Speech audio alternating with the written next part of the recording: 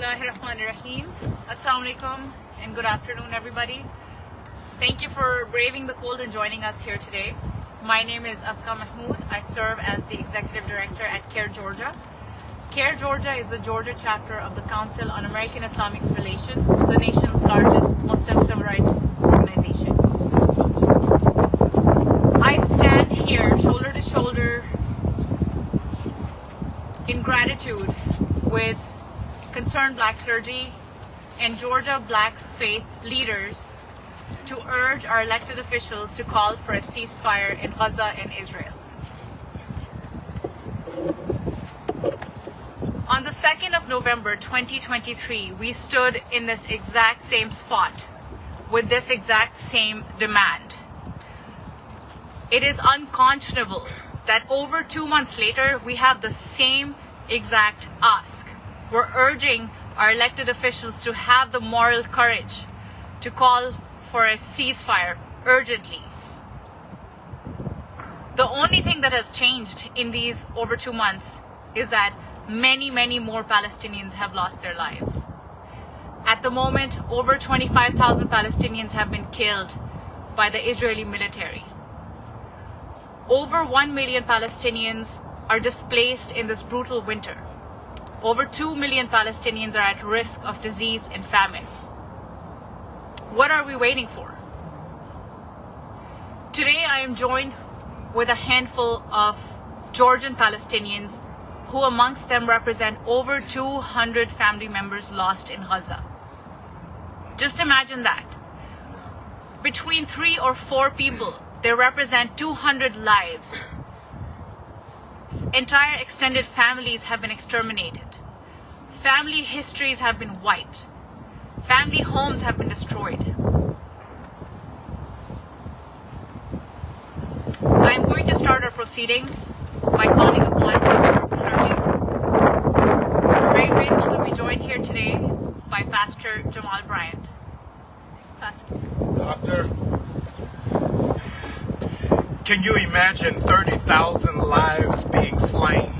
For the people in Georgia, for you to have context, that means over the last 2 months, it equates to every student at Spelman College, every student at Morehouse College, every student at Clark Atlanta University, every student at Morris Brown dead.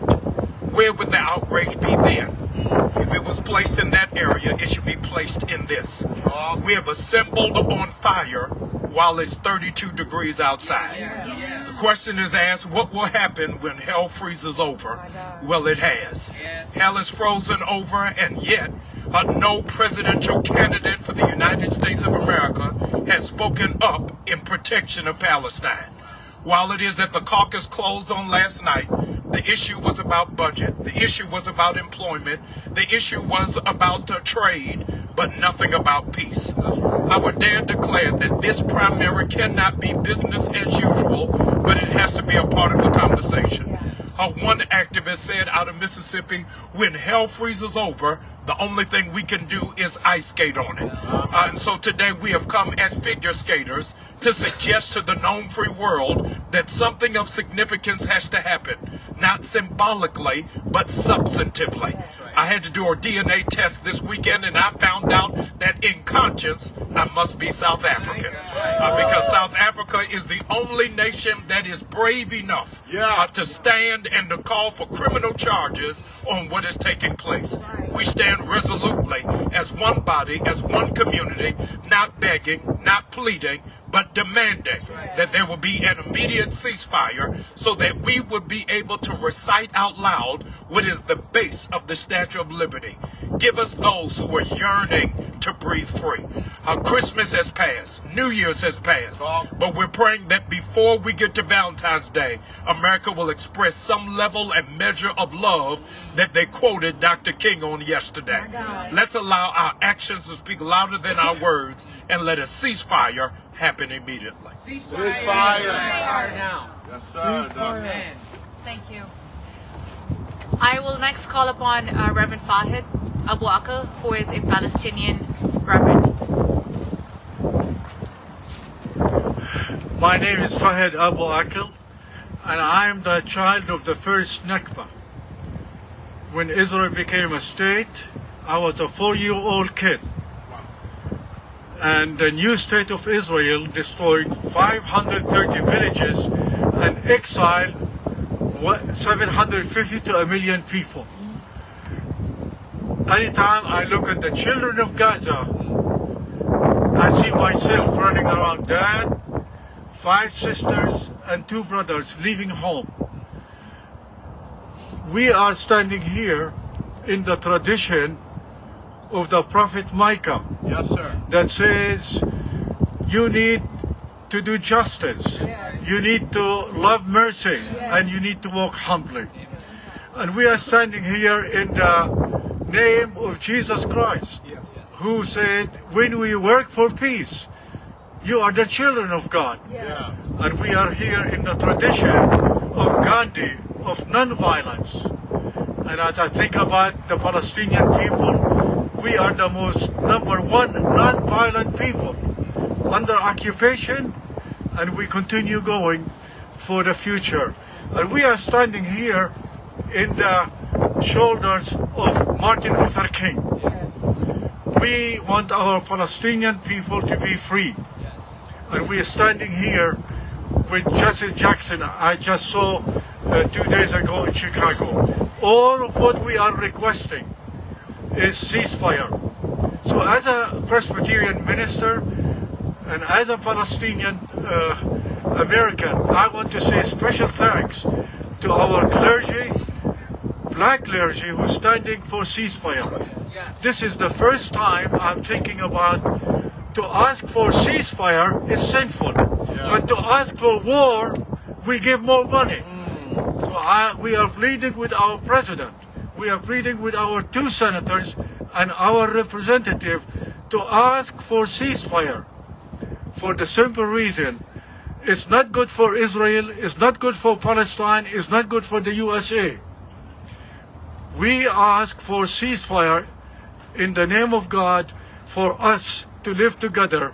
For the first time in 75 years, we have 7 million Israeli Jews and 7 million Palestinian Arab, Muslims and Christians between the river and the sea. The present plan for the US and Israel is a win-lose. The win-lose is not going to work. We are here to say we need a win-win. And win-win, we need a #1, ceasefire, and #2, to start caring for the Palestinian people in Gaza. Thank you. All right. Awesome. Thank you. Thank you, Reverend Father. I next would like you to hear from Sister Ghada al-Najjar, who has unfortunately lost a multitude of relatives in this conflict.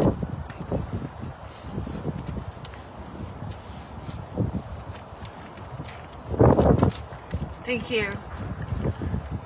I'm honored and humbled by the outpouring support of Georgia's Black faith leaders.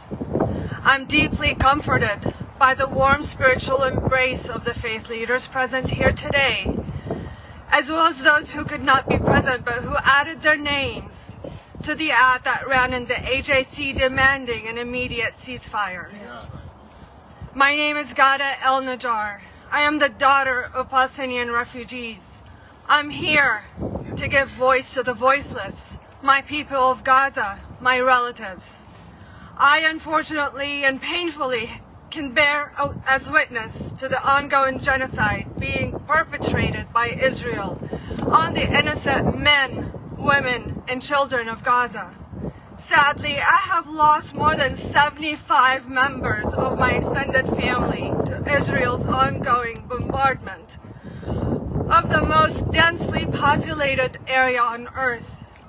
I belong to the Judah clan, a close-knit community of extended family members with a lineage that is traced to ancestors who resided in Ashdod, Ashdod in Arabic, for centuries in historic Palestine up until 1948, when my grandparents became refugees as a result of the Nakba, the establishment of the State of Israel.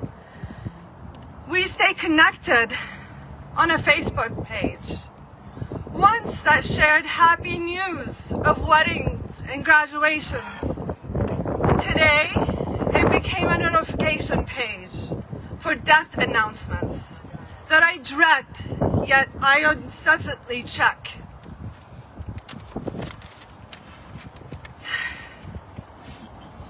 Yahya was one of the first killed on October 8th. On October 11th, we lost 5 more members, including Ahmed,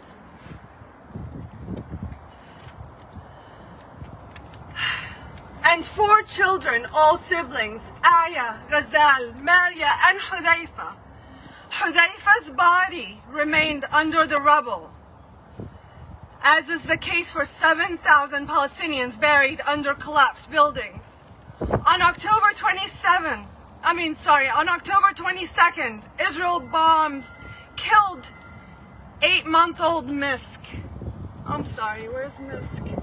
Misk is right there.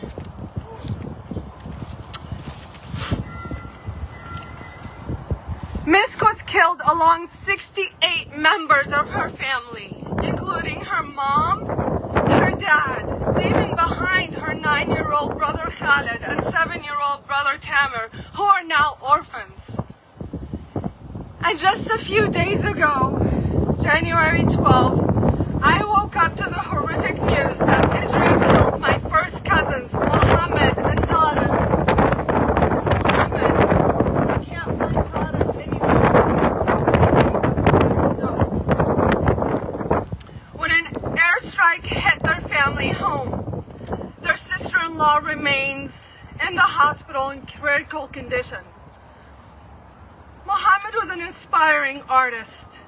He attended Dar al-Kalima University in Gaza, of which Reverend Mitri Rahib was a founder and president. Mohammed dreamt of one day to have his own art studio and showcase his art pieces all over the world. Sadly, Mohammed lived and died in an open-air prison with no freedom of movement, never having the chance to see an end to the siege on Gaza.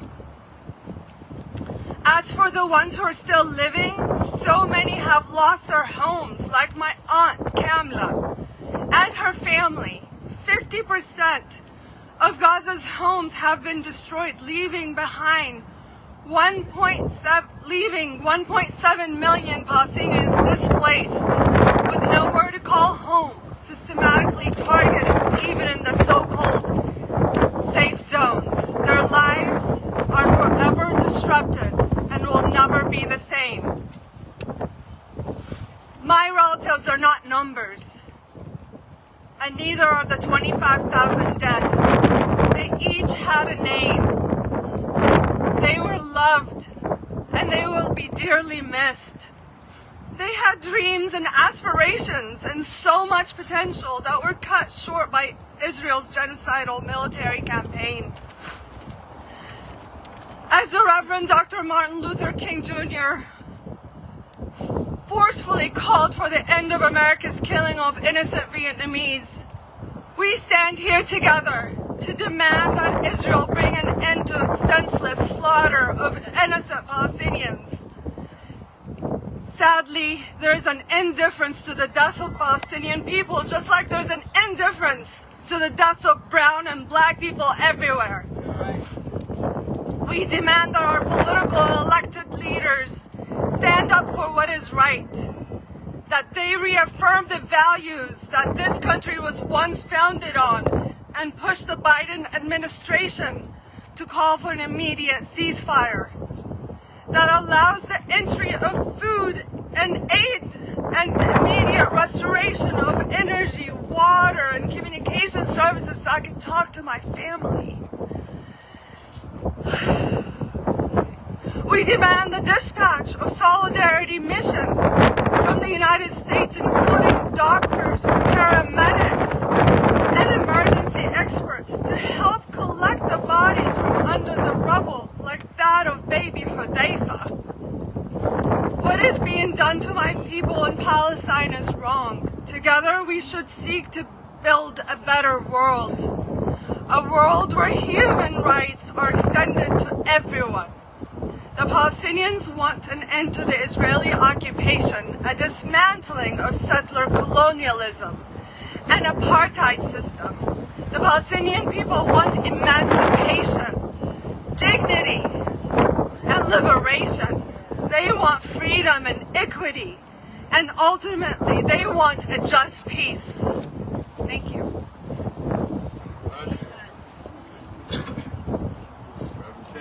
Thank you, Ghada. We're grateful to be joined by Reverend Tim McDonald.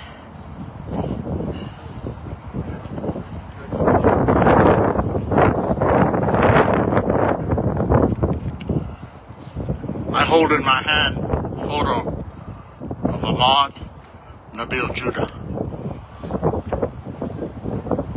It says in loving memory.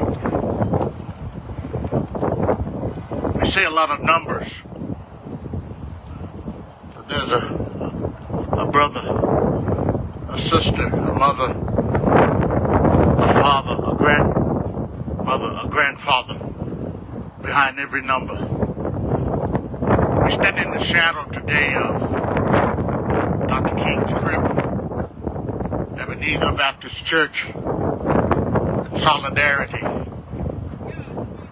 with the more than 15,000 innocent women and children who have been killed in Gaza. I've been to Gaza 3 times. I've had the privilege of staying in the homes of some Israelis, and I've stayed in the homes of Palestinians. We've been talking about peace for decades.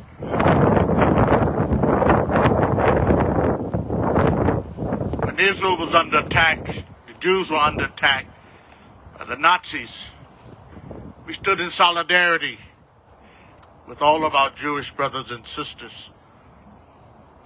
All of us standing here have misgivings about what Hamas did, a terrorist organization. But it is absolutely a mistake to believe that all Palestinians are terrorists. I don't know of a country that has more terrorists than the United States. Every day we hear of mass murders and mass killings. We don't ever say that all Americans are terrorists. We stand in solidarity with these innocent mothers, fathers, grandmothers, grandfathers, children, babies who have been murdered. How is it that we can sit in silence when we cried out against the Holocaust? And now, Netanyahu and his army are doing the exact same thing to Palestinians, innocent Palestinians, that the Nazis tried to do to Jews. We were against it when the Nazis attacked the Jews, and we're against it today when the Israelis are attacking innocent Palestinians. So we stand in solidarity. That's why we're here. We believe Dr. King will be standing in solidarity. There's no doubt in my mind. I had the privilege of serving with Daddy King, Dr. King's father, for 6 years right there in that church. It was during that time one of my visits to the Middle East took place. And I saw people who just want life, who just want a place for their families, for their children, to grow up in safety. That does not exist today. And so we call for a ceasefire. We call for a ceasefire. And we will do what we have to, present our bodies, even as living sacrifices. It's cold out here, y'all. And so I want to thank all of you, my good friends, all these ministers, Pastor Jamal, Mr. Winston, and all the other clergy who have been standing in solidarity. I had in my car, I went to bring it, 152 black faith leaders who called for a ceasefire that was an ad in this past Saturday's Atlanta Journal-Constitution. This is not a sprint. This is a marathon. And we stand for all the Ahmauds who have been murdered. And we call upon our government, our senators, all elected officials, all CEOs. The only way we stopped apartheid in South Africa, we hit them in the pocketbook. And we're going to have to figure out how to hit Israel in the pocketbook. Because once we do that, then this war will cease. Last thing I would say, I feel somewhat responsible that my tax dollars are being used for bombs, are being used for military hardware that takes the lives of innocent people. Some kind of way, beloved, we must make our government accountable. I don't want my tax dollars used in any form or fashion against innocent women and children. And America can do better. America must do better. And with our help, America will do better. Amen. Thank you all for being here today. Thank you, Reverend.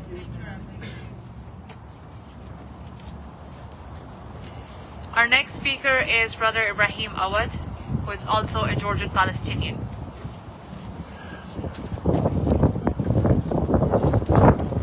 Bismillahir Rahmanir Rahim. In the name of God, the most gracious, the most merciful, the King, the Holy One, the source of peace and perfection.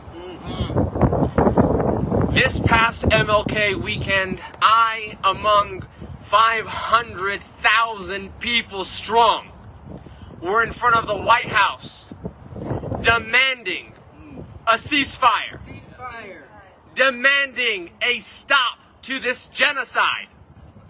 We were in front of the White House because our calls are left unanswered, because they go straight to voicemail, because when we request a meeting, we are ignored. What is wrong with this picture? For 50 years since Martin Luther King's speech, we are still standing against white supremacy. If this was a situation of white Europeans being bombed to pieces, we would not be here. It would be automatically stopped. President Biden, you have facilitated the death of my family members. You have facilitated the killing of extended family members and friends. You can easily put a stop to this. And you decided that profit is better than people. You've put profit over not only Palestinian people, but American people. That money should be used to help us here in the United States of America. But instead, you have decided to put the bombs and weaponry above human life. In front of the White House, we heard that the Palestinian community in Gaza have endured some of the most horrific trauma anyone can experience. We have found half of bodies that we have to take and wrap in white sheets and bury in the ground and have a funeral prayer over them, only to find out a few days later the second half of the body, to wrap that in a white sheet and put it in the ground and have a second funeral prayer. We are not respected in life, and you have taken away our dignity in death. It is time for a ceasefire. Yes, sir. Not tomorrow, but today. The time is now. 30,000 people have been killed. How many more should it take? How many more for you to demand a ceasefire? What we have seen by your position is Palestinian lives don't matter. And when we tell you, you will lose our vote, you say we will forget by November. We will not forget. We will not forgive you. And we will remember that come November, you, Genocide Joe, and Bloody Blinken will pack your bags and you've got to go.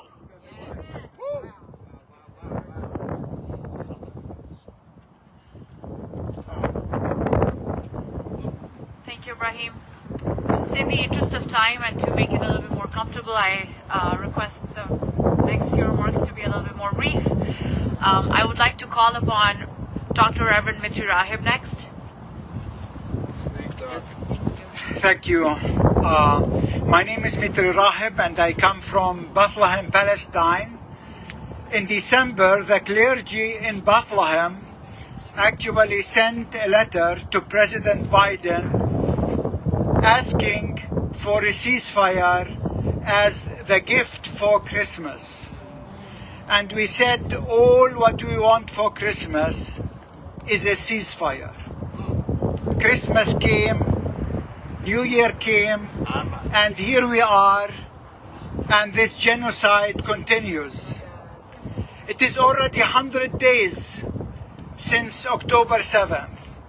In these 100 days, 100,000 Palestinians in Gaza were murdered or injured, which really means we have 1,000 Palestinians a day slaughtered or injured.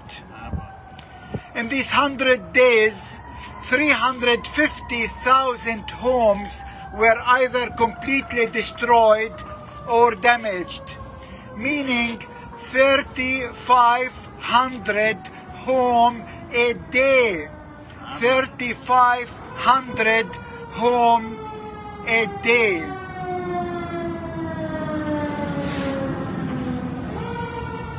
$400 places of worship were destroyed or damaged, mosques and 3 churches. 200 archaeological and cultural heritage sites were destroyed. That is our memory, that is our history. This is a cultural genocide. How long should this go? How long, O Lord? Actually, today, an Israeli minister announced that this war will continue throughout 2024, meaning 500,000 Palestinians will be murdered or injured within this year. That is 1/4 of our people in Gaza. How many people in Gaza should be murdered for this to stop? How many people should be displaced? We have already 2 million displaced. How many more should be displaced for this nonsense to end? So we in Bethlehem, in Palestine, in the US, we demand an immediate and permanent ceasefire. Ceasefire now. We demand an open and sustainable humanitarian corridor so that our people there will not die from starvation or from disease or famine. And we demand a just peace so that our people will get their independence, will get their self-determination, can live in dignity and peace with justice next to their neighbors. Thank you. Very good. Thank you, Doctor. Thank you. Thank you, Doctor. I'm going to call in Hadil Masood, another daughter of Palestinian immigrants.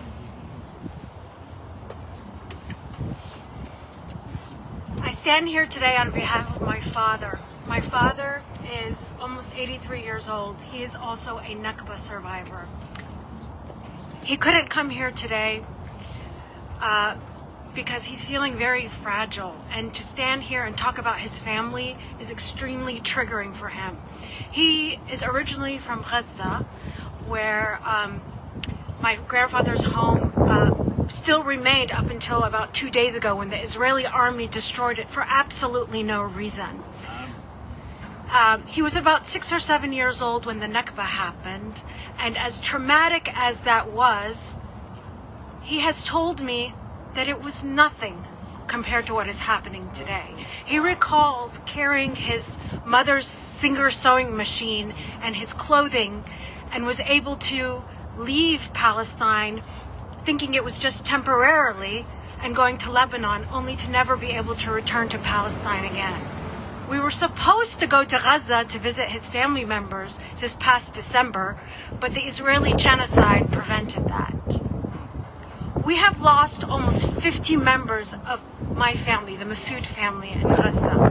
That doesn't include the family members who have lost one or both legs, who've had their homes destroyed, who are facing starvation, or are facing illness.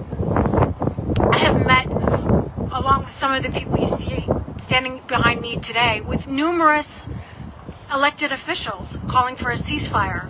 One of them was Senator John Ossoff. I asked Senator Ossoff once again, what is it going to take for you to call for a ceasefire? I asked Senator Warnock, whose picture is over there, what is it going to take for you to call for a ceasefire?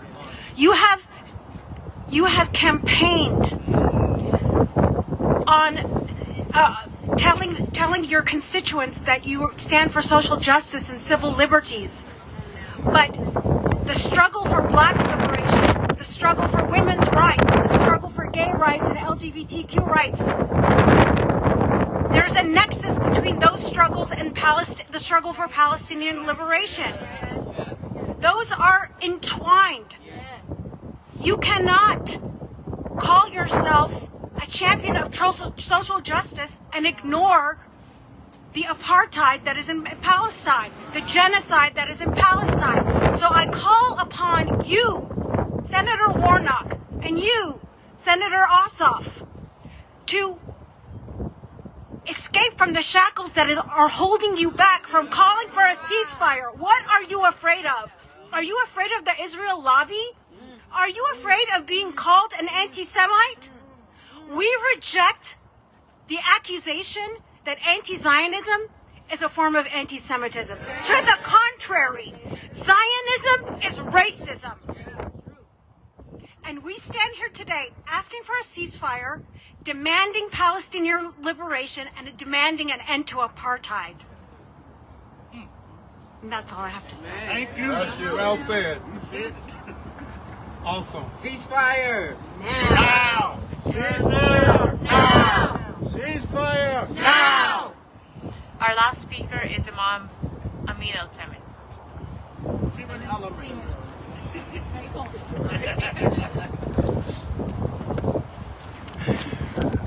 Bismillah ar-Rahman ar-Rahim, with the name of God, merciful benefactor, merciful redeemer. I'm here as a part of this African-American Muslim community, general Muslim community, and citizen of this sacred town, Atlanta. The day after we celebrated Dr. King's 95th birthday, and we are reminded over and over again, even by the youth that participated in the program, of Dr. King's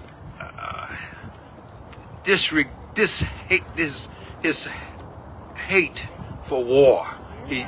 He said the three evils were militarism, extreme materialism, and racism. And we see all of those three dogging out the Palestinians from the Israeli government. The three hounds of hell were hate, fear, and hypocrisy. And we see those three hounds leading the way for the Israeli government against the Palestinian people. So we say, when is enough enough? Every country has the right to defend itself, but there are limits. You can't transgress those limits. We think in this world now that when we say it's a war, that there are no rules, there are no regulations, there are no limits. But there are. And God enforces those limits either here or hereafter. So we call on everyone to have a deeper belief in a life beyond, because we will be judged and we'll regret the wrongs and the corruption and the oppressions that we administered on this side. If not here, we will regret it later. So we ask the Creator of us all to give us strength, to give us patience, but also to give us commitment to uphold what's right. And we stand with the Palestinian people. We stand with the global humanity. We stand for peace. We stand for justice. And we stand for let us stop war. We will never solve any of our problems by killing each other's children. Let us stop war, and let us stop it now. Assalamu alaikum. Ceasefire now. Thank you to all our speakers and to all of everybody in attendance.